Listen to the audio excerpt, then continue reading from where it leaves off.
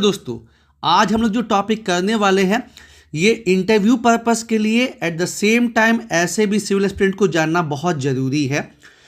वो है president rule, राष्ट्रपति शासन। तो इसमें जो है इन जनरल हम देखते हैं कि जो आर्टिकल 356 है, अनुच्छेद 356, इसके बारे में जानकारी होती है, लेकिन जो अनुच्छेद 365 है आर्टिकल 365, उसके बारे में नॉलेज नहीं होता है।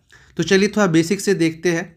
आर्टिकल 355 में क्या लिखा गया है कि जो देश है वो अपने राज्यों को बाहरी हमले से जो है, आक्रमण से जो है बचाएगा। पहला पॉइंट ये है। दूसरा जो है कि जो स्टेट हैं वो संविधान का पालन करेंगे। तो यही वाला जो सेकेंड पॉइंट है ना, जब इसका पालन नहीं होता है तो आर्टिकल 356 लगता है कि जब राज्य में संविधान का जो है मतलब फॉलो नहीं किया जाए, जो प्रोविज़न आपको पता है कि सबका वहाँ पे क्या फंक्शन है, क्या चीज़ जस्टिफिकेशन है, सब कुछ मेंशन है। तो आपको जो है कॉन्स्टिट्यूशनल ब्रेकडाउन अगर हो जाए तो फिर गवर्नर रिपोर्ट भेजते हैं सेंटर को और फिर वहाँ पे प्रेसिडेंट रूल लग जाता है। तो 356 के बारे में जानकारी तो रहती है। कन्फ्यूजन कहाँ पे होता है? आर्टिकल 365 में। तो देखिए ये है क्या। आर्टिकल 365 ये लिखा है कि जब राज्य जो है आपको सेंटर के डायरेक्शन को फॉलो ना करे, ठीक है, तो उस समय जो है आपको प्रेसिडेंट रूल लगता है।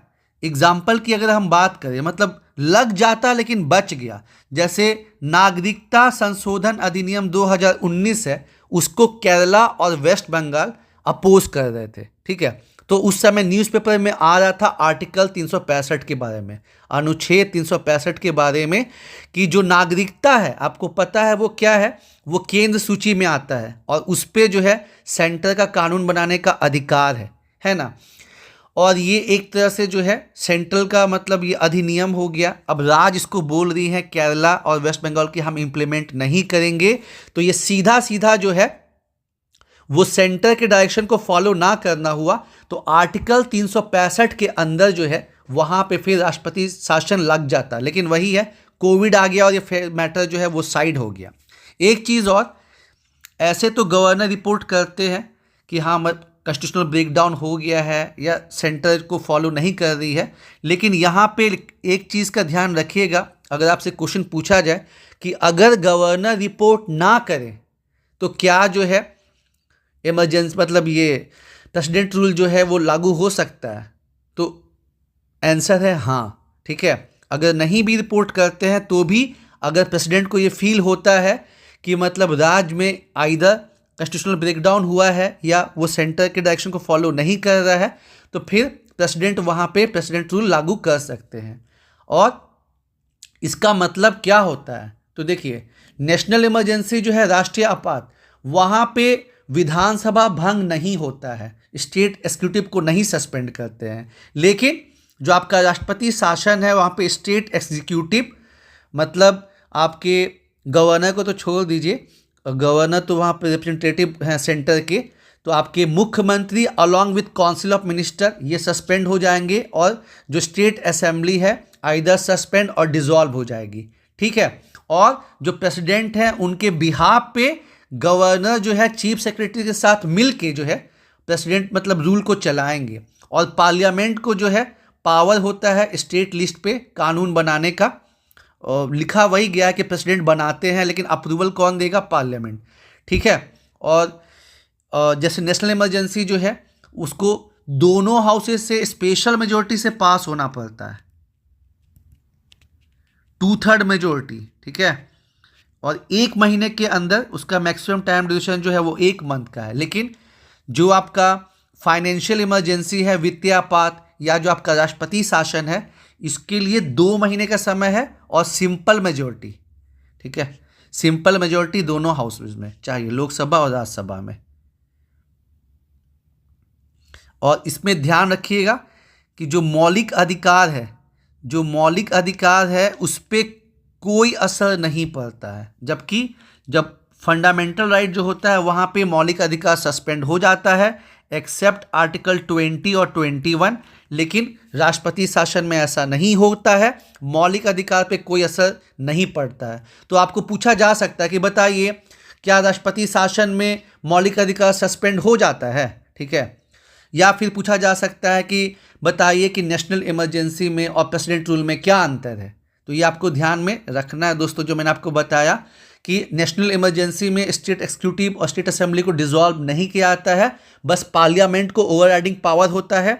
पार्लियामेंट स्टेट लिस्ट पे भी कानून बना सकता है, लेकिन यहाँ पे सस्पेंड कर दिया जाता है। और ये चीज़ तो दोनों में कॉमन है, पार्लियामेंट जो है कानून बना सकता है दोनों कंडीशन में। और यहाँ पे प्रेसिडेंट के बिहाफ पे प्रेसिडेंट रूल करते हैं, उनके बिहाफ पे गवर्नर चीफ सेक्रेटरी मिलकर एडमिनिस्ट्रेशन को चलाते हैं। और एक तरफ जहाँ नेशनल इमरजेंसी को स्पेशल मेजॉरिटी से पास करना होता है 1 महीने के अंदर, वही प्रेसिडेंट रूल को 2 महीने में सिंपल मेजॉरिटी से पास करना होता है। ठीक है,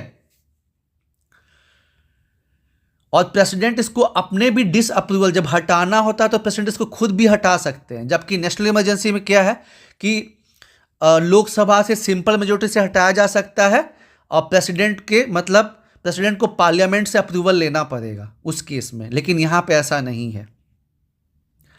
और ये अंबेडकर साहब का मानना था कि जो आर्टिकल 356 है एक डेड लेटर होगा, इसका इस्तेमाल नहीं होगा।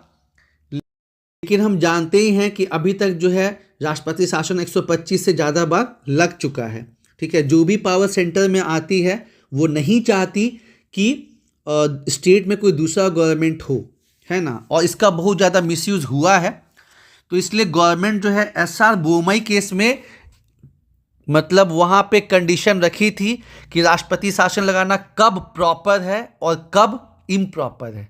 जैसे गवर्नर को जो है खुद ही अपने आप की सरकार को मेजॉरिटी है या नहीं है एज्यूम नहीं करना है, जो टेस्ट है वो फ्लोर पे होना चाहिए।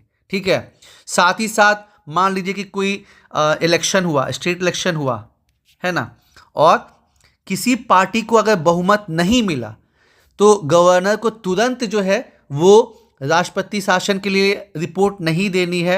उसको देखना है कि क्या वहाँ पे गठबंधन सरकार, क्या वहाँ पे कोलिशन गवर्नमेंट बन सकती है या नहीं बन सकती है। तुरंत मतलब ना रिपोर्ट मतलब नहीं जारी कर देना है।